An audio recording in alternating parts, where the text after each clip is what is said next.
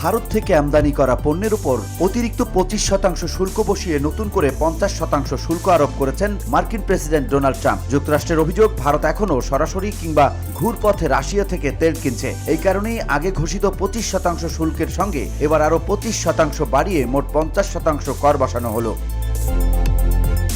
এই সিদ্ধান্তকে অন্যায়, অযৌক্তিক ও গ্রহণযোগ্য নয় বলে তীব্র প্রতিক্রিয়া জানিয়েছে ভারতের পররাষ্ট্র মন্ত্রণালয়। বুধবার মন্ত্রণালয়ের এক বিবৃতিতে এ প্রতিক্রিয়া জানানো হয়েছে।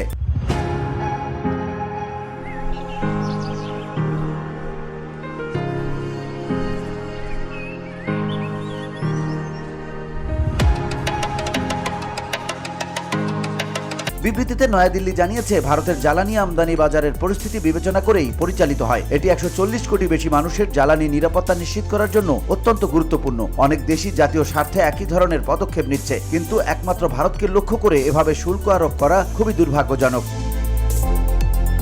বিবৃতিতে আরও বলা হয়, এ ধরনের সিদ্ধান্ত শুধু অনুচিতই নয়, বরং পুরোপুরি অগ্রহণযোগ্য। জাতীয় স্বার্থ রক্ষায় ভারত সব ধরনের প্রয়োজনীয় ব্যবস্থা নেবে। রাশিয়া থেকে অপরিশোধিত তেল আমদানি অব্যাহত রাখার শাস্তি হিসেবে ভারতের উপর অতিরিক্ত 25% শুল্ক আরোপ করেছেন যুক্তরাষ্ট্রের প্রেসিডেন্ট ডোনাল্ড ট্রাম্প। বুধবার রাতে দেওয়া ওই ঘোষণার ফলে যুক্তরাষ্ট্রে ভারতীয় পণ্যের আমদানি শুল্ক দাঁড়ালো 25%, যা চীনের তুলনায় 20% এবং পাকিস্তানের তুলনায় 21% বেশি।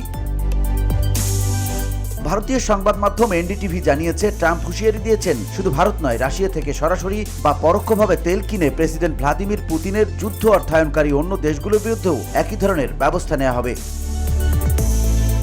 VOD Bangla news desk.